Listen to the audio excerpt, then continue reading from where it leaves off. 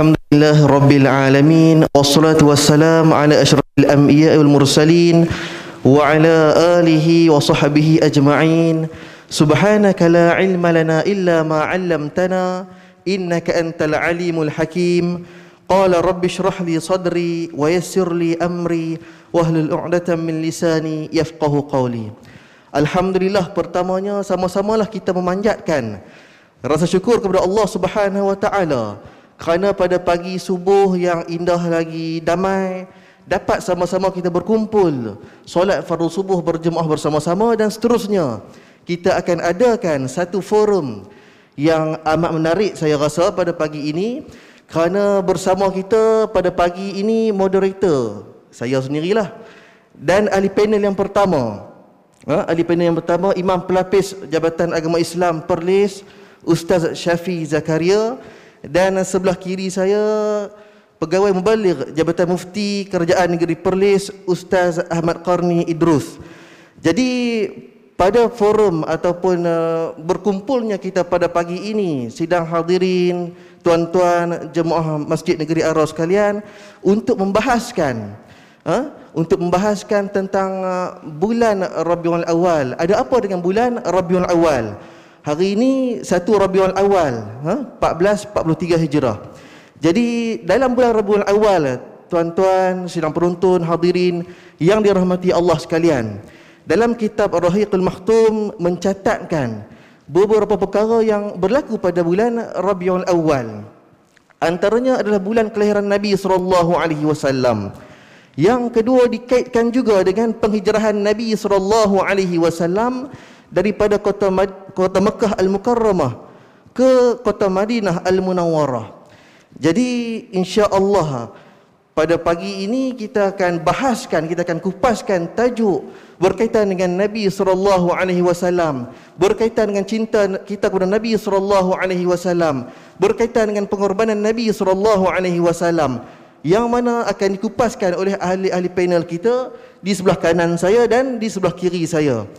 Jadi tanpa kita melengahkan masa, kan, soalan yang pertama ingin saya tujukan kepada Ustaz Ahmad Qarni. Assalamualaikum warahmatullahi wabarakatuh, Ustaz.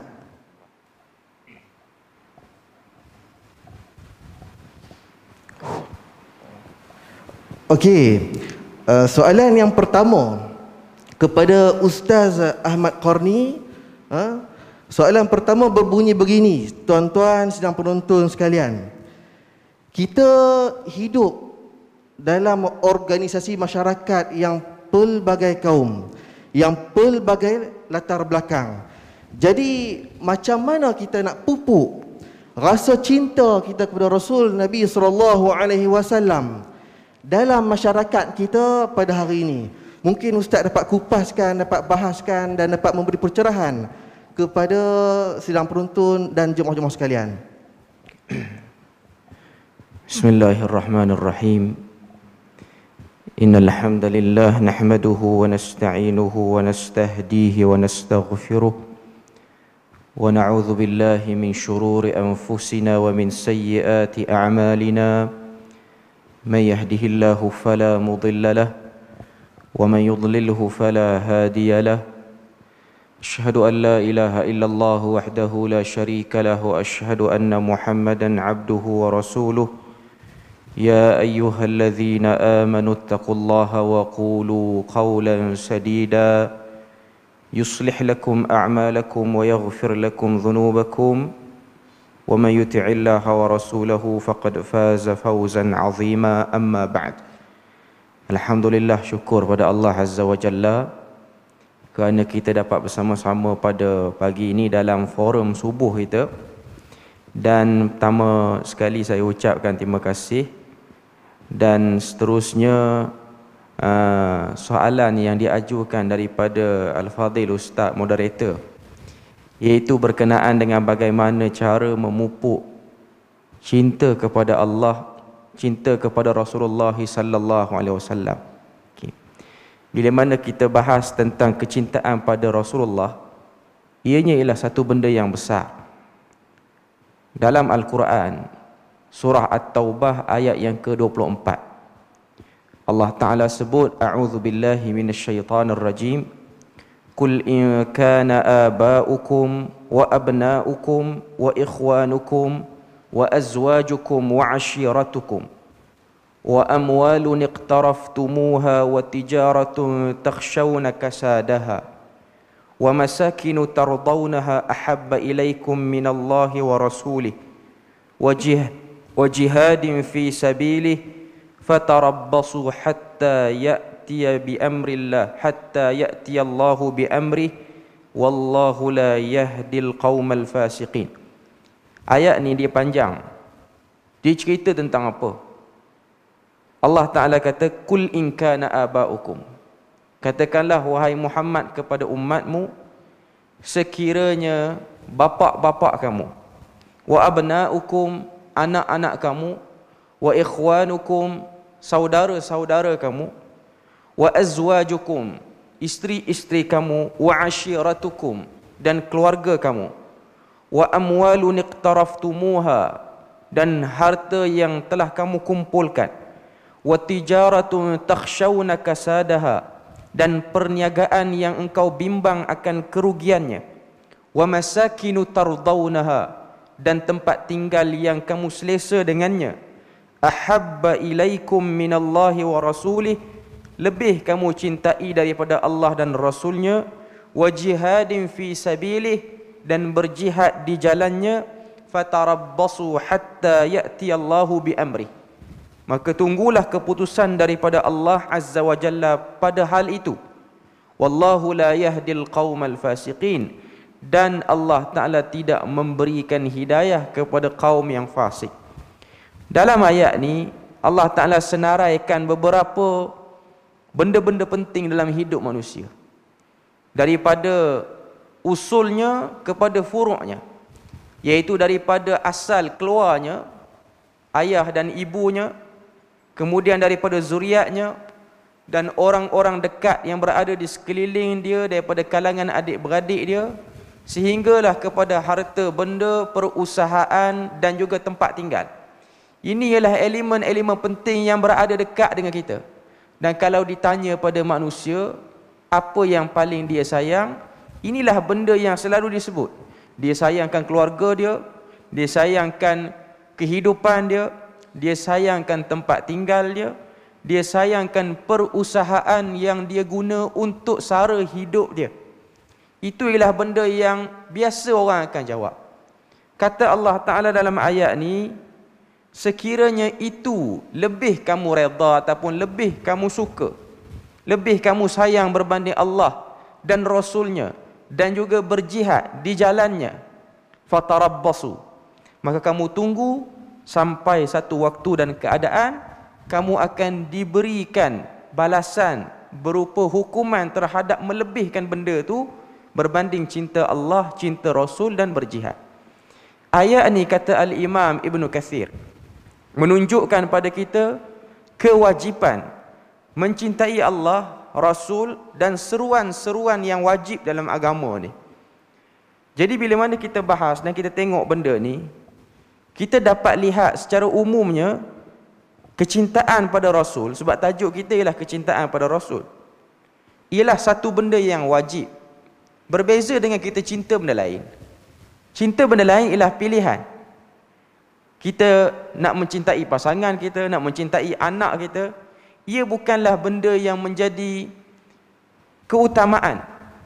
Tapi kita boleh pilih untuk mencintai benda tu sebab itu ialah lumrah dan juga fitrah bagi seorang manusia. Cuma bila mana satu orang tu dia beragama, satu orang tu dia menetapkan diri dia berada dalam Islam, ini ialah prioriti yang perlu diberi perhatian. Dalam ayat yang lain Tuhan sebut dalam surah Al-Ahzab, An-Nabiyyu awla bil mu'minina min anfusihim. Nabi itu lebih aula bagi orang-orang yang beriman daripada diri mereka sendiri. Ayat ni, kata Al-Khattabi, menunjukkan cinta pada Nabi itu ialah satu benda yang perlu dipaksa.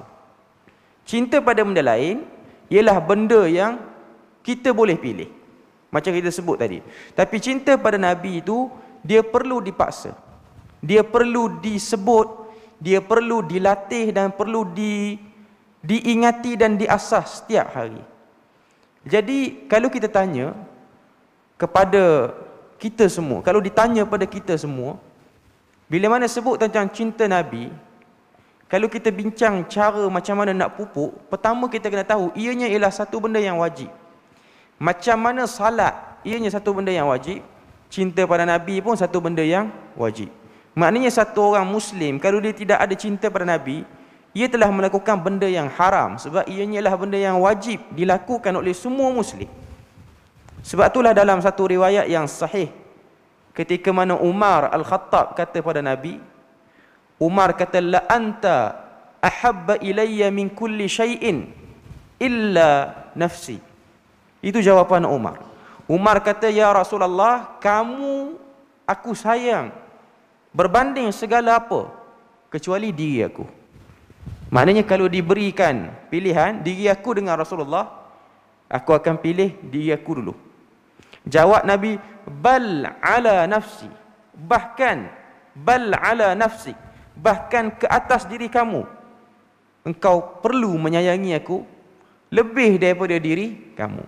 Sebab tu kita tengok perkataan para sahabat, bila mana mereka nak menggambarkan manifestasi cinta dia orang pada Rasulullah, dia orang akan sebut perkataan apa? Fidaka bi abi anta wa ummi. Aku tebus kamu ya Rasulullah dengan ayahku dan juga mak aku.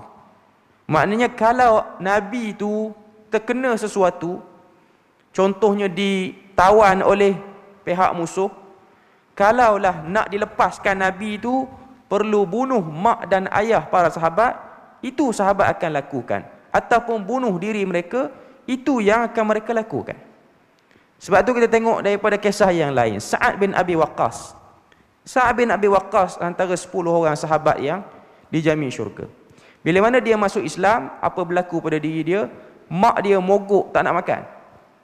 Bila mana mak dia mogok tak nak makan, dia pujuk mak dia.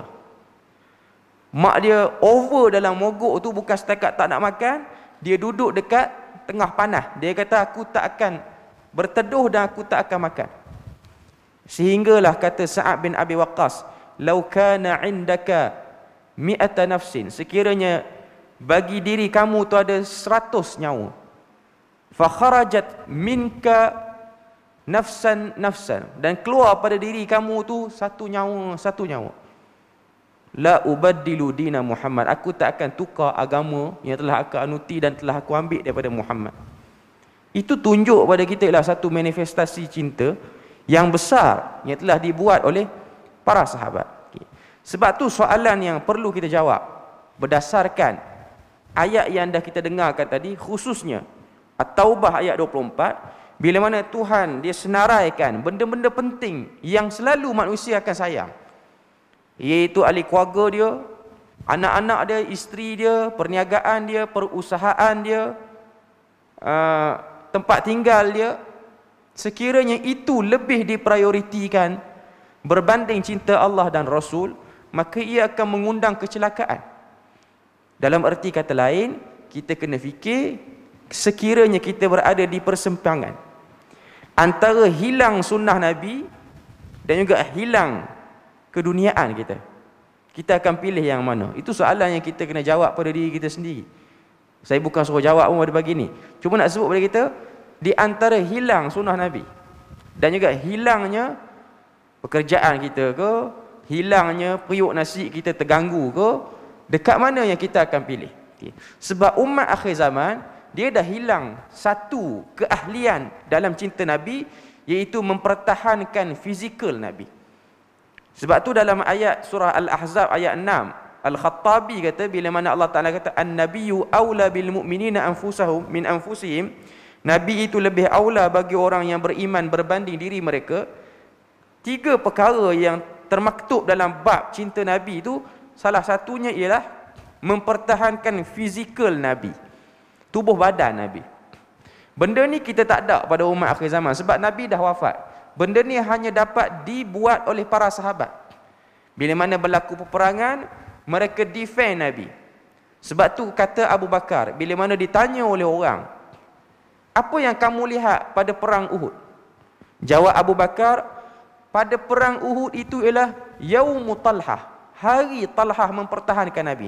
Talhah bin Ubaidillah, salah seorang sahabat Nabi yang paling banyak peristiwa, insiden dia mempertahankan Nabi, sehingga Nabi memberikan pada dia gelaran orang yang dah mati syahid tapi masih lagi hidup. Itu pangkat dia.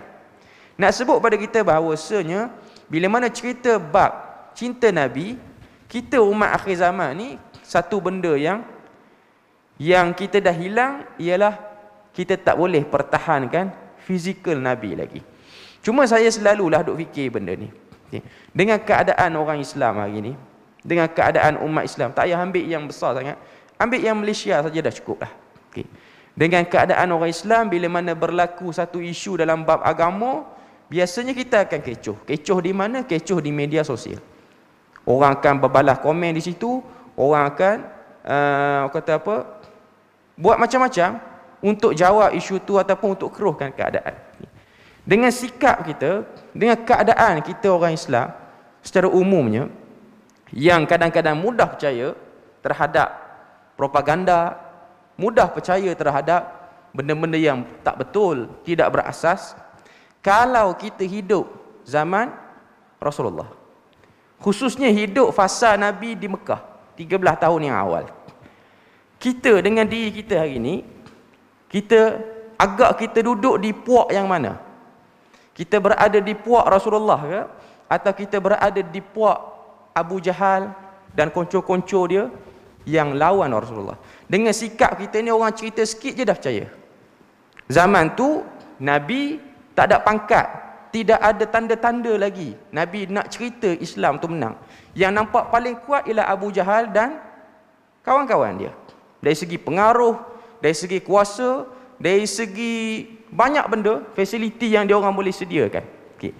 Jadi kadang-kadang duk terfikir jugalah, kita ni Tuhan jadikan umat akhir zaman ni telah sedia kenal Nabi, sedia diajar oleh mak dan ayah kita kewajipan mencintai Nabi. Ia lebih selamat berbanding kita yang jenis perangai orang cakap sikit mudah percaya, orang cerita propaganda sikit mudah terikut-ikut. Kalau hidup zaman Nabi, zaman awal dulu, kita tak boleh nak agak kita mungkin bersama dengan Nabi. Sebab waktu tu keadaan orang Islam dan keadaan Rasulullah ialah keadaan yang sangat-sangat dihentam dan juga sangat-sangat ditekan oleh pihak-pihak yang tak betul tapi ada kuasa. Cara, nak sebut pada cara nak pupuk ni. Pertama kita dah sebut, beriman pada Rasulullah itu wajib. Jadi dia kena paksa, macam kata Al-Imam Al-Khattabi. Kita kena tanam dalam diri kita ni bahawasanya yang pertama, mencintai Rasulullah itu termasuk daripada halawatul iman. Berdasarkan hadis riwayat Bukhari dan Muslim, thalathum man kunna fihi wajada halawatul iman. Yang pertama, an yakuna Allah wa rasulahu ahabba ilaihi mimma siwahuma. 3 perkara sekiranya ada pada satu orang, dia akan rasa kemanisan iman. Maknanya iman ni dia ada waktu manis, dia ada waktu kurang manis, dia ada waktu lemau. Jadi yang pertama kata Nabi untuk dapatkan rasa tu ialah setting dalam kepala kita kewajipan mencintai Rasulullah. Dan yang kedua yang kita kena tahu, kewajipan mencintai Nabi ni untuk kita sedarkan diri kita ialah keberuntungan orang yang mencintai Nabi ialah akan dibangkitkan di akhirat bersama dengan Rasulullah. Berdasarkan hadis yang diriwayatkan daripada Anas bin Malik. Kata Anas, satu orang datang jumpa Nabi, dia tanya Rasulullah, mata sa'ah, bila akan berlakunya kiamat. Jadi itu nak tunjuk pada kita bahawasanya kewajipan, bila mana Nabi jawab al-mar'u ma'aman ahbabtu. Jadi itu 2 benda yang kita boleh pupuk dalam diri kita. Kepentingan mencintai Rasulullah ialah dengan menyedari benda-benda tersebut. Jadi saya rasa kita berpada situ ialah untuk pusingan pertama ni. Saya serahkan kembali kepada moderator. Barakallahu fiikum. Alhamdulillah, terima kasih kepada Ustaz Qarni, sedikit pencerahan yang dapat membuka minda kita pada pagi ini. Jadi kita sebagai hamba yang beriman kepada Allah Subhanahu Wa Taala, sedang jemaah sekalian, sewajibnya ada rasa cinta kepada Nabi sallallahu alaihi wasallam melebihi segala sesuatu. Jadi kita akan teruskan soalan yang kedua kepada ahli panel kita. Yang kedua, Ustaz Syafi. Di soalan yang kedua, Ustaz, apakah ciri-ciri yang perlu ada pada kita sebagai orang yang beriman untuk membuktikan rasa cinta kepada kekasih Allah Subhanahu wa taala, Nabi sallallahu alaihi wasallam? Jadi mungkin Ustaz boleh bagikan ataupun kongsikan ciri-ciri yang perlu ada kepada kita hamba yang beriman kepada Allah Subhanahu wa taala.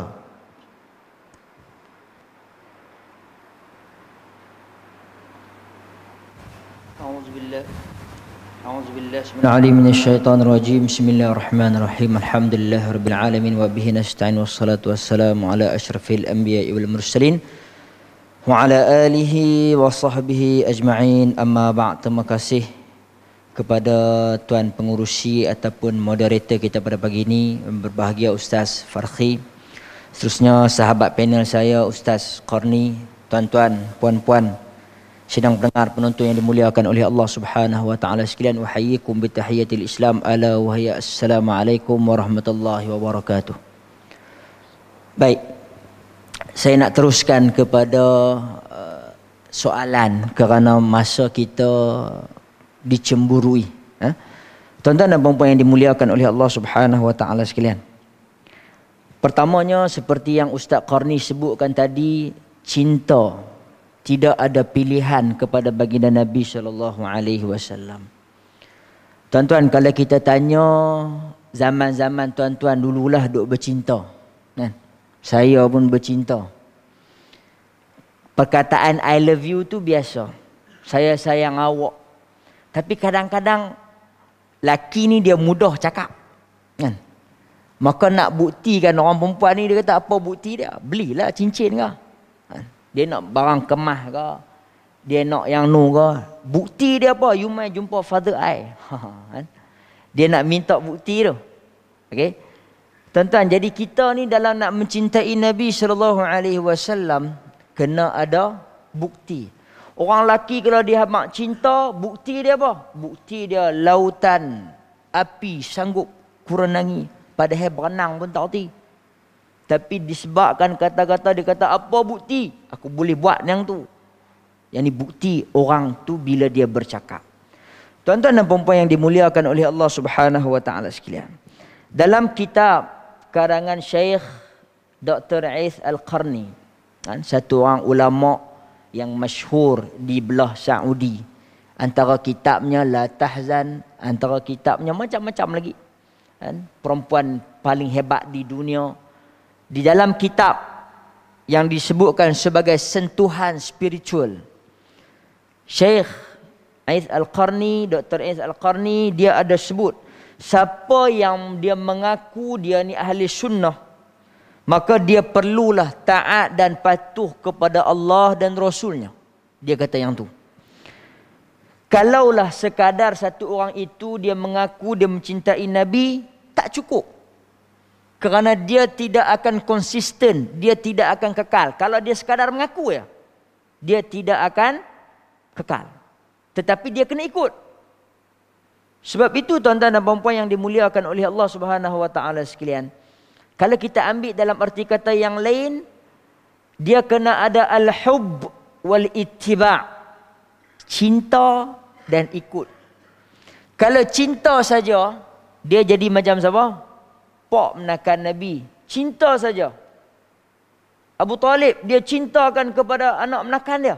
Tetapi adakah dia ikut anak menakan dia? Dia tak ikut. Seorang lagi, kita tahu bapa kepada munafik, Abdullah bin Ubay bin Salul. Dia ikut Nabi tak? Dia ikut Nabi. Tapi dia cinta tak kepada Nabi? Dia tidak cinta, kerana itu dia boleh berpaling tadah ke belakang. Maka tuan-tuan dan puan-puan, benda ini adalah benda yang perlu dihubung kaitkan. Maka kembali kepada soalan panel kita tadi, apakah buktinya? Tuan-tuan, disebutkan di dalam Al-Quran, iaitulah orang Yahudi ini dia tidak akan sekali-kali redha dengan kita. Tuan-tuan dan puan-puan yang dimuliakan oleh Allah Subhanahu wa taala sekalian, bahkan Yahudi juga dia mengaku dia cintakan Allah. Dia bukan kata Nabi, dia lebih lagi. Dia mengaku dia cintakan Allah Subhanahu wa taala, tetapi bahkan kemudian dia menentang Nabi. Kerana itu turunlah firman Allah Subhanahu wa taala dalam surah Ali Imran ayat yang ke-31. Qul in kuntum tuhibbunallah fattabi'uni. Ayat ni tuan-tuan jelas ayat berkaitan dengan dakwah. Ayat Nabi nak ajak, wahai kamu orang-orang Yahudi, orang-orang yang bukan Islam, sekiranya kamu betul mencintai Allah, ikut aku, Nabi kata. Tapi tiba-tiba hari ni ada pula ustaz yang dok buat ayat ni sebagai ayat pengasih. Mai ikut mana? Kan? Ambil ayat, tuang pilam cawan, Qul in kuntum tuhibbunallah, sebut nama suami dia, tiup pi dalam tu, bagi suami minum. InsyaAllah dia tak ketegak dah lepas ni. Dia ikut cakap puan dia. Hak bini nombor 2 pun pelan-pelan dia tinggal buang. Tuan-tuan, ni tak betul. Asbab nuzul, asbabul wurud ayat ni tak ada kena mengena pasal suami isteri kasih sayang. Tidak ada. Jadi ayat ini Nabi bacakan kepada mereka untuk nak mengajak mengikuti Allah Subhanahu wa taala dan mengikuti baginda Nabi sallallahu alaihi wasallam. Baik. Jadi tuan-tuan dan puan-puan, untuk poin yang pertama yang saya nak kata, apa bukti satu orang itu dia mencintai Nabi sallallahu alaihi wasallam? Sudah tentulah hadis yang telah pun diriwayatkan oleh Imam Malik di dalam Muwatta'nya. Kata Nabi SAW, taraktu fikum amrain. Tuan-tuan, kita duk dengar hadis ni banyak kali. 2 benda yang aku tinggal kepada kamu, kalau kamu pegang tidak akan sesat buat selama-lamanya. Al-Quran dan juga hadis. Kitab Allah wa sunnat Nabi. Kata Nabi SAW. Jadi tuan-tuan, yang pertama kita kena terima ketentuan Allah Subhanahu wa taala, kita kena ikut apa yang Allah Subhanahu wa taala datangkan di dalam Al-Quran. Tak boleh ambil juz'i sebahagian-sebahagian. Tuan-tuan, Allah juga mengancam Nabi sallallahu alaihi wasallam. Di dalam surah Qasas, Allah Subhanahu wa taala sebut ada 3 perkataan. Wa man lam yahkum bima anzalallah fa ulaika humul kafirun. Lepas tu Allah sebut sekali lagi ayat 45, wa man lam yahkum bima anzalallah fa ulaika humul zalimun. Sekali lagi Allah sebut di dalam ayat yang ke-47, wa man lam yahkum bima anzalallah fa ulaika humul fasiqun. Antara, saya nak persingkat, nak habaq bagi kat tuan-tuan. Antara salah satu ceritanya adalah kerana ada orang Yahudi yang mereka ni melakukan zina. Bila melakukan zina dalam urusan pentadbiran agama mereka, nak kena hukuman bunuh juga. Hukuman yang berat ataupun.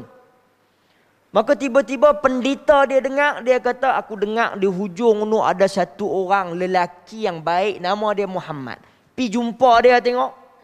Hukuman kepada orang yang dah berkahwin, yang berzina ni, apa dia nak kata? Kalau dia kata sebat, terimalah. Kalau dia kata bunuh, jangan terima. Maksud dia apa tuan-tuan? Maksud dia, kalau ringan ambil, kalau berat jangan. Maka apa yang Allah Subhanahu wa taala turunkan, wahyukan, ilhamkan kepada Nabi, wahai Muhammad, sekiranya kamu putuskan benda yang aku tidak putuskan, apa yang Allah Subhanahu wa taala turunkan, maka ini antara ancamannya kafirun, fasiqun, zalimun dan sebagainya. Panjang cerita dia. Saya nak sebut tuan-tuan, iaitulah kita tidak boleh ambil Al-Quran sebahagian-sebahagian. Saya rasa nak ambil part ni saja. Part untuk nak mengambil harta miras saya nak ambil. Tapi part untuk menutup hijab pakai tudung, tak apalah, hidayah tak dapat lagi. Oh, tak boleh. Okey.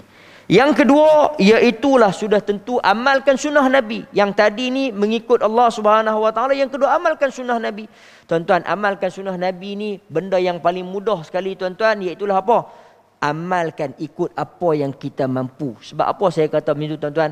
Sebab ada orang yang berbeza. Contohnya polis ke, tentera ke, dia tak boleh simpan janggut. Kan? Jadi tak mana yang dia boleh ya. Itu undang-undangnya. Kan? Kalau ni tuan-tuan nak kena fight pergi ke atas pula lah. Lagi orang kata saya menentang ketenteraan Malaysia Allah. Tuan-tuan, tapi kita nak bagi tahu macam tu. Solat sunat bagus, tetapi buat takat yang mampu. Sebab tu Nabi halang. Nabi masuk ke dalam masjid, Nabi tanya, tali ni hak siapa ni? Sahabat kata hak Zainab. Pasal apa tali ni ada? Bila Zainab meletih dalam solat, dia akan berpaut pada tali tu. Buat takat padam patut sunnah. Apa yang boleh buat, kita buat. Kita kata antara sunnah Nabi kahwin 9 orang dalam satu masa, saya mau juga tu. Janganlah. Buat ikut apa yang kita boleh dan dibenarkan oleh syarak kepada kita. Yang ketiga, iaitulah tanda kita mencintai Nabi SAW dengan mendalami ilmu berkaitan dengan sirah. Pasal apa yang ni saya sebut, tuan-tuan? Sebab mutakhir ini dalam bab Covid ini, kadang-kadang ada orang yang dia mimpi jumpa Nabi di atas bukit judi dan sebagainya, macam-macam. Dia jumpa Nabi, Nabi kata kat dia dalam mimpi ni, untuk nak elakkan, nak selamat daripada wabak Covid, makan almanak. Oh, kedai jual toko jamu ni dia brum-brum order. Kan? Makan almanak. Betul ke hang jumpa Nabi? Betul dalam mimpi tu aku jumpa Nabi. Gena ciri-ciri Nabi. Maka dia pun ceritalah. Nabi ni aku jumpa putih, serban dia putih, pakaian dia putih, rambut dia putih, janggut dia putih. Out, tuan-tuan tolak terus. Sebab di dalam kitab Syama'il menyatakan uban Nabi dikatakan dalam lingkungan 20 helai. Tuan-tuan, 20 helai tuan-tuan boleh nampak ke macam mana? Sikit dah. Bila mai dekat rapat baru nampak. Duk jauh tak nampak.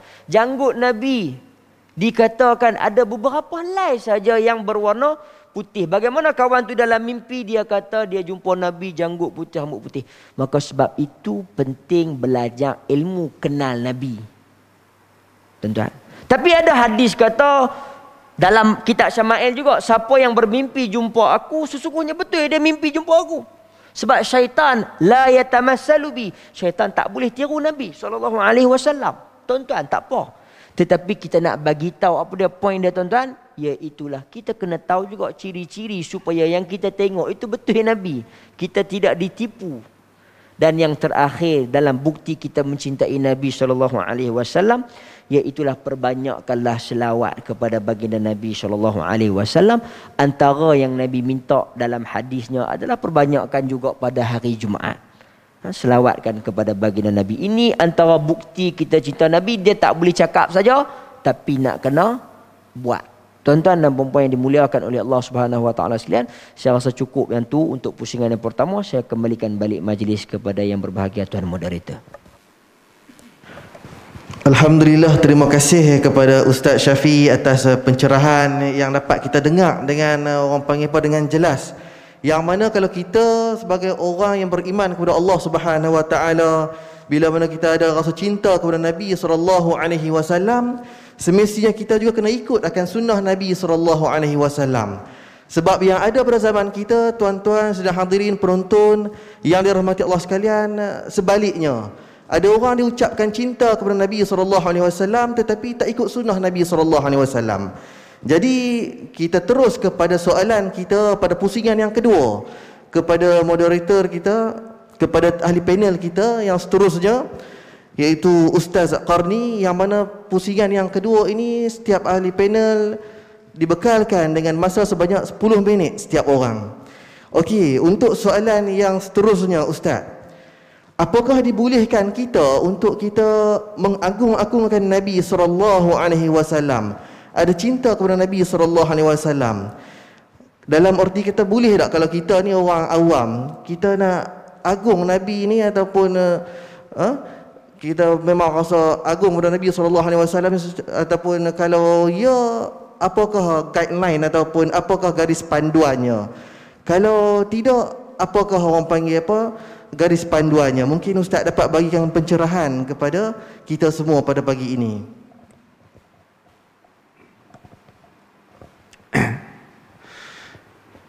Terima kasih kepada tuan moderator. Berbalik kepada soalan yang diajukan, boleh ataupun tidak kita mengagungkan Nabi? Secara umumnya, mengagungkan Nabi itu ialah bahagian daripada kecintaan yang tulus bagi seorang mukmin itu. Memang hakikatnya bila mana kita bercakap tentang batang tubuh Nabi ini, ialah tujuannya untuk mengagungkan.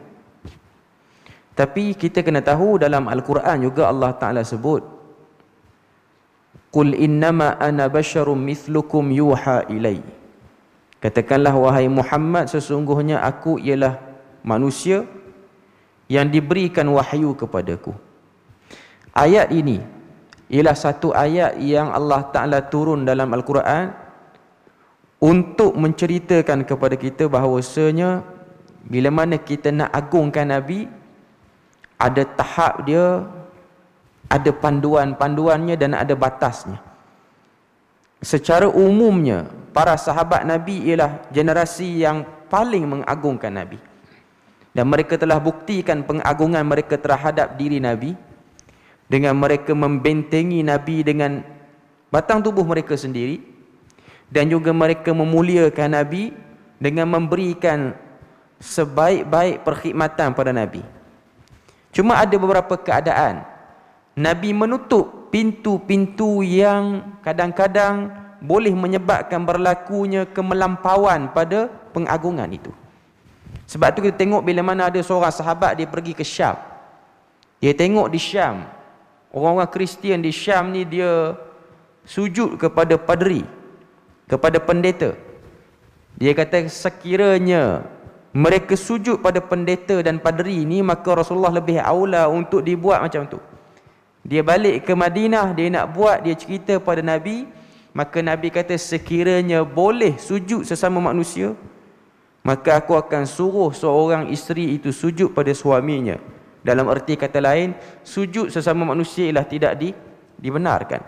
Nabi menjaga bab-bab seperti itu. Selain pada itu kita boleh tengok Nabi ni dalam hadis riwayat Anas bin Malik, bila mana Nabi datang ke majlis berkumpulnya para sahabat, Nabi tak suka para sahabat ni berdiri. Walaupun para ulama ada yang mentakwilkan berdiri dengan tujuan menghormati kedatangan satu orang tokoh, satu orang alim ialah perkara yang diharuskan, dan hadis itu bukan menunjukkan ianya haram, tapi ianya ialah pilihan Nabi. Tapi secara umumnya, bila mana Nabi, orang yang paling boleh menjaga hati daripada riak, tidak buat benda tu, maka orang yang datang kemudian lebih-lebih lagi perlu memerhatikan kenapa Nabi tak terima benda tu.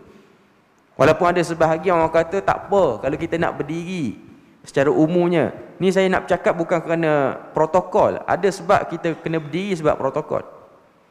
Yang kedua ialah berdiri kerana saja-saja orang nak berdiri. Ia beza kalau protokol raja ataupun sultan apa semua, itu bab yang lain. Okay. Ni saja-saja nak berdiri, dan ada orang setengah-setengah tokoh dia suka orang buat macam tu. Okay. Nabi itu ialah hati yang paling mustahil untuk lalai kepada Allah, dan hati yang paling mustahil untuk riak, suka seronok dengan orang buat macam tu. Dan Nabi pilih untuk orang tak buat. Sebab tu dalam hadis riwayat Muslim Nabi kata la tutruni kama atra'atin nasara Isa bin Maryam, innama ana Abdullah. Hadis tu Nabi kata jangan kamu puji aku seperti mana telah memujinya orang-orang dahulu terhadap Isa ibnu Maryam, iaitu Nabi Isa.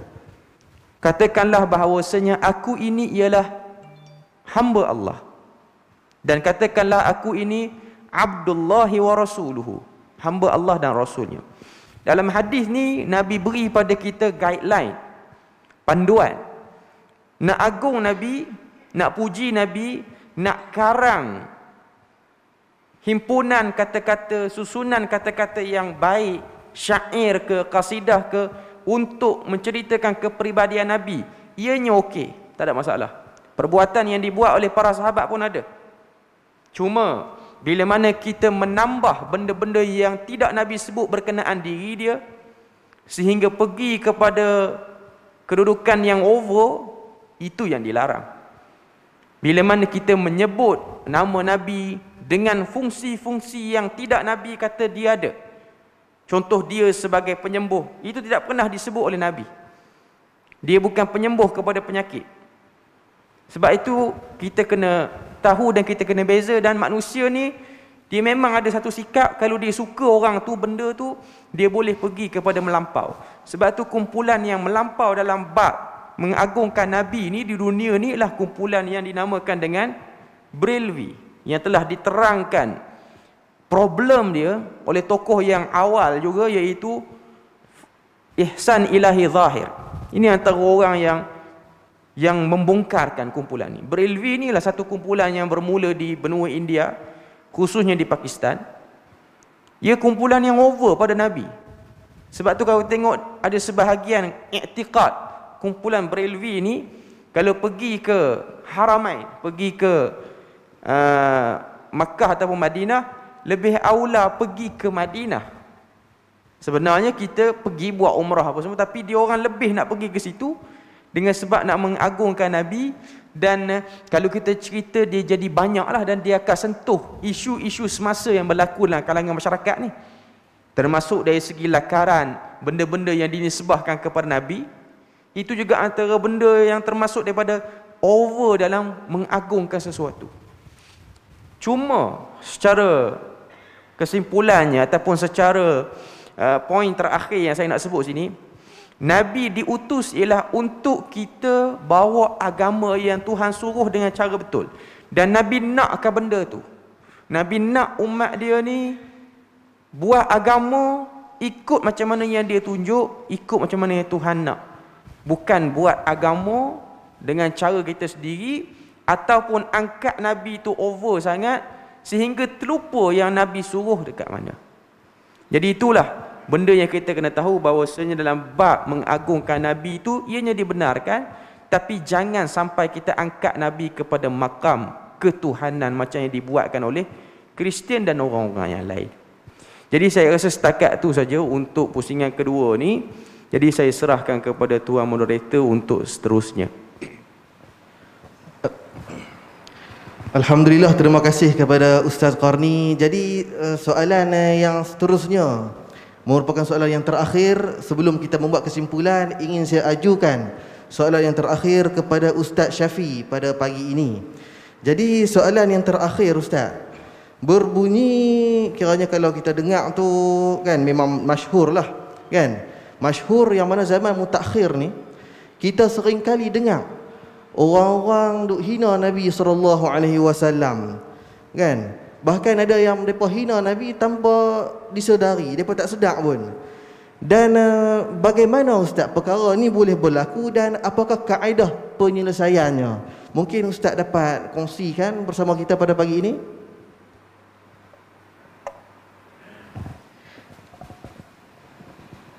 Bismillahirrahmanirrahim.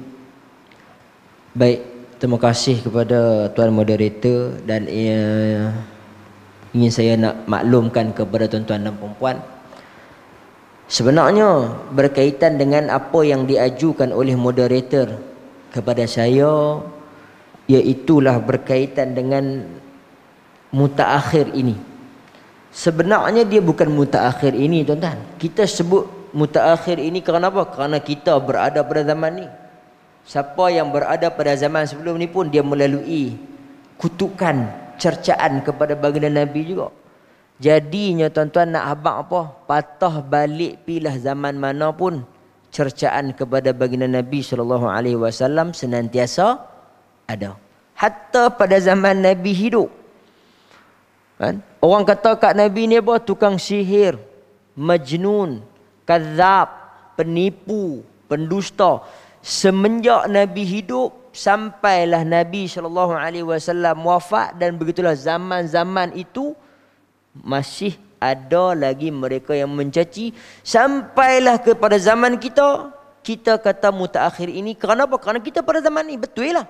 Tetapi maksud yang saya nak habaq dekat tuan-tuan, sebenarnya kutukan dan cercaan, makian dan sebagainya, mainan tidak pernah putus daripada mereka-mereka, kerana benar nak membenarkan kepada apa yang difirmankan oleh Allah Subhanahu wa taala di dalam surah Al-Baqarah ayat yang ke-120, walan tarda 'ankal yahuda walan nasara hatta tattabi'a millatahum.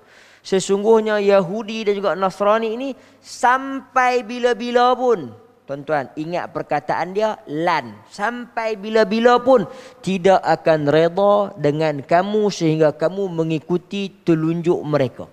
Maksud dia, kita hanya boleh ajak, kita hanya boleh berbaik seketika, tetapi buat selama-lamanya tidak. Kerana itu Allah dah sebutkan di dalam Al-Quran. Baik. Kemudian tuan-tuan dan puan-puan yang dimuliakan oleh Allah Subhanahu wa taala sekalian, nak membenarkan lagi apa yang berlaku gangguan itu disebutkan oleh Allah Subhanahu wa taala firman-Nya dalam surah Al-An'am ayat yang ke-112. Saya bacakan maksud kepada tuan-tuan dan puan-puan. Dan demikianlah kami jadikan bagi tiap-tiap nabi itu musuh daripada syaitan manusia dan jin. Maksud dia apa tuan-tuan?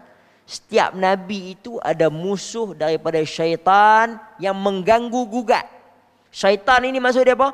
Yang mengganggu gugat, yang menyusahkan, yang menjauhkan daripada manusia dan jin.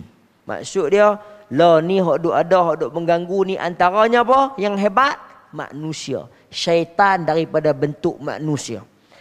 Kata Allah Subhanahu wa taala, setengahnya membisikkan kepada setengahnya yang lain dengan kata-kata dusta yang indah-indah susunannya untuk memperdaya pendengarannya, dan jika Tuhanmu menghendaki tentulah mereka tidak akan melakukannya. Oleh itu biarkanlah mereka dan apa yang mereka ada-adakan daripada perbuatan yang kufur dan dusta itu. Jadi apa yang mereka buat adalah dengan izin Allah Subhanahu wa taala. Bunyi saya ni macam bagi yo. Bunyi macam biarlah depa nak kutuk Nabi, bukan. Kita tak kata biar, tetapi kita kata benar apa yang berlaku ini telah pun dijanjikan oleh Allah Subhanahu wa taala, perkara yang memang senantiasa berlaku. Apa yang perlu kita buat tuan-tuan dan puan-puan, sudah tentu kita perlu protes, kita perlu tunjuk dengan cara yang benar. Adakah kita nak pergi bakar? Tak. Kerana darar tidak boleh dilakukan dengan darar yang lebih besar. Kita nak bakar kedutaan ke? Kita nak pergi runtuh pejabat mereka ke? Bukan itu cara Islam. Tetapi tunjukkan dengan cara yang benar, dengan memboikot dan sebagainya. Buat cara yang boleh menjatuhkan ekonomi, itu tak apa. Tetapi kalaulah tuan-tuan dan puan-puan yang dimuliakan, kita nak buat seperti mereka, kita juga berbunuh-bunuhan dengan mereka ketika itu, maka ini bukan jalan ataupun cara yang benar. Tuan-tuan dan puan-puan yang dimuliakan oleh Allah Subhanahu wa taala sekalian. Betul. Kerana apa saya kata begitu? Kerana negara mempunyai undang-undang. Kerana apabila kita salah melalui undang-undang, kita salah pada negara, juga kita salah pada ulil amri. Meskipun kita cintakan kepada Nabi, ada cara yang benar untuk kita lakukan. Tuan-tuan dan puan-puan yang dimuliakan oleh Allah Subhanahu wa taala sekalian. Maka sebenarnya apa yang perlu kita ketahui juga, firman Allah Subhanahu wa taala dalam surah Ibrahim ayat yang ke-42, wala yahsabannallaha ghafilan amma ya'maludz zalimun, dan janganlah kamu menyangka Allah itu ghaflah, leka dan lalai tentang apa yang mereka orang zalim ni buat. Tuan-tuan, terkadang terlintas dalam fikiran kita kan, Yahudi ni, Israel ni, Zionis ni duk serang Palestin, tapi mereka ni tak ada apa-apa pun, Allah tak balas ke?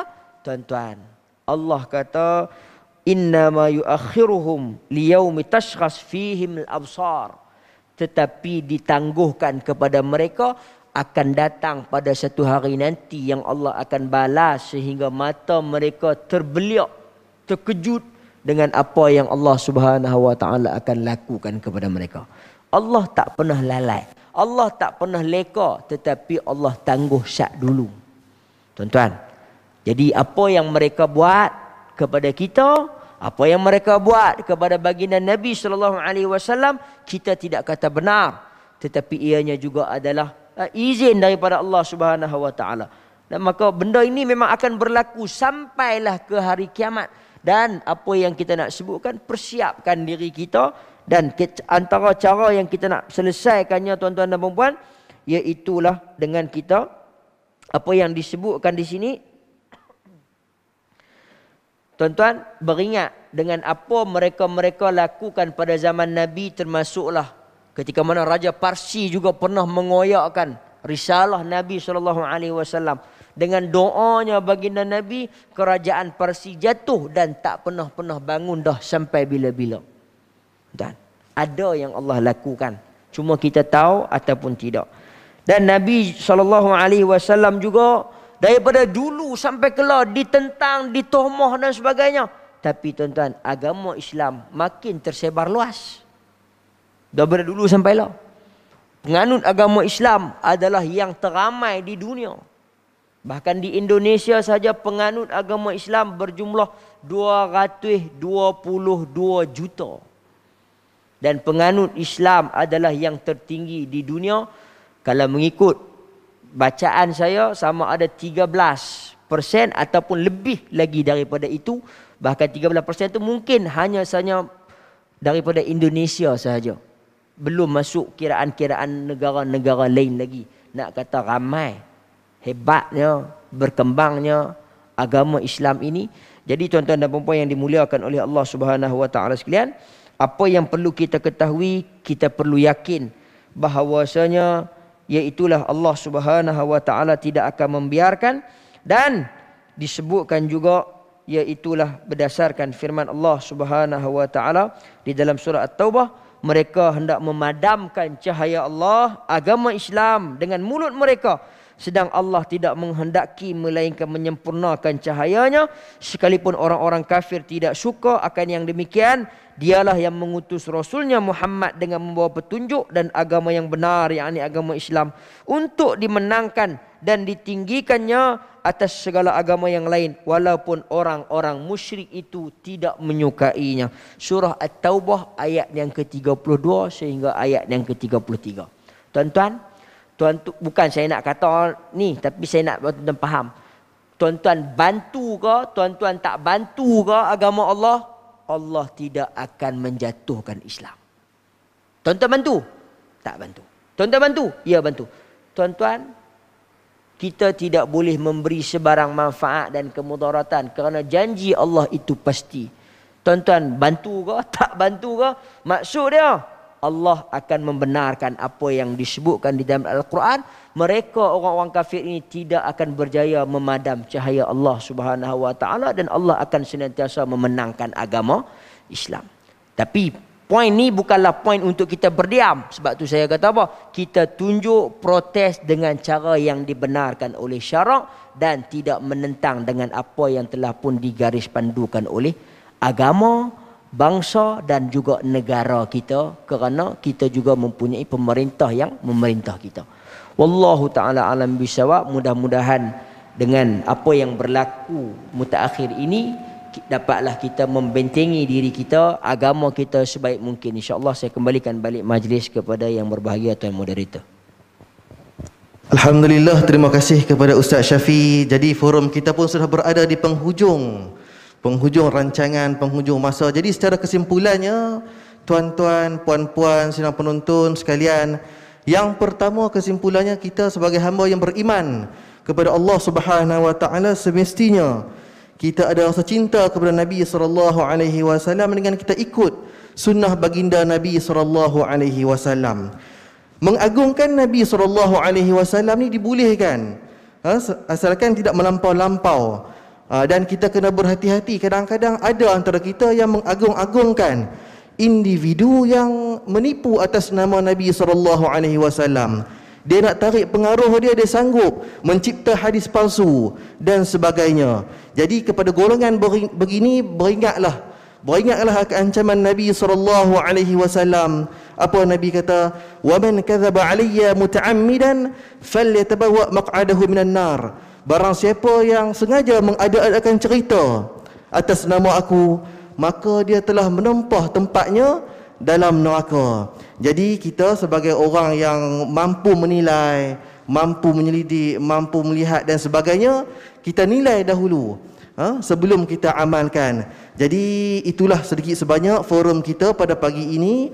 Mudah-mudahan kita semua mengambil iktibar dan memperoleh pengetahuan yang sebaik mungkin. Jadi insya-Allah kita akan berjumpa pada forum yang akan datang. Wassallallahu ala nabiyyina Muhammad wa ala alihi wa sahbihi wasallam.